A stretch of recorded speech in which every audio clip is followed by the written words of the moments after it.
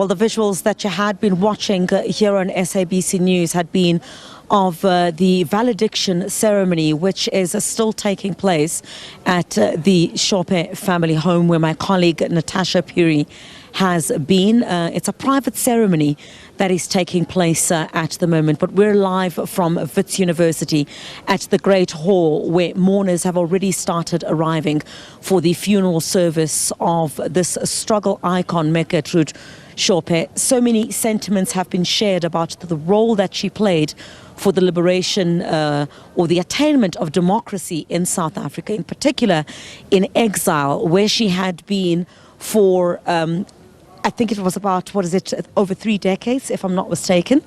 And, many people sharing sentiments about the role that she played for the emancipation of women. While these were women in exile, women who were spreading the word about the atrocities of the apartheid government in South Africa at the time, these were women who were holding the fort. And one of those is Barbara Masekela, who was with Shope in exile in 1982. This was in Lusaka. Mama Masekela, thank you so much for your time. I really do appreciate you sharing some insights with us. I mean, I really want to start here. If we start talking about, if I can, the longness of this road to the attainment of democracy in South Africa, nobody knew, as you said to me a bit earlier on, that when they went to exile, if they'd even come back. It wasn't just, combatants or those that were involved in the struggle for the attainment of democracy in South Africa that were exiled. There were children there. Talk to us a bit about that, this longevity, this longness of the struggle for the attainment. I think that is very important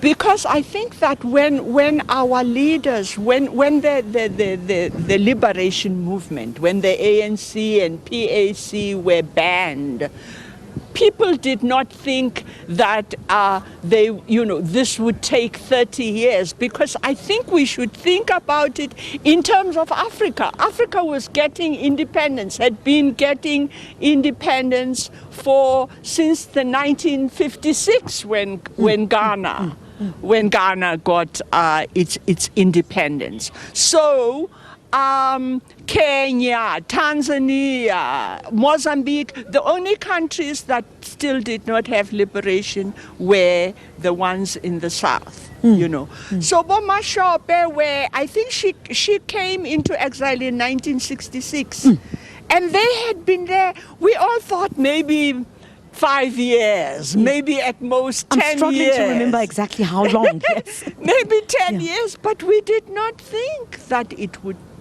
take close to 3 decades for us to get our freedom. And Boma Shope were there for the long haul. We found them there. I only went to Lusaka in 1982, but they had been there. They had been in Tanzania.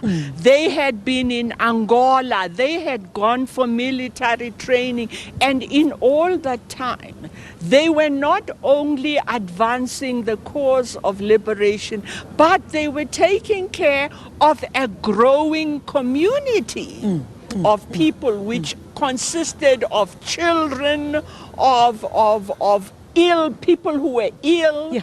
As the years went by, people got older, and so someone had to take care of the welfare needs of the movement. And of course, who does the nurturing? It is always women. And Mashope was there, and she was correctly made head of the women's section, but also wonderfully, she was made a member of the NEC. And I want to talk a bit about that, Mama Masekela.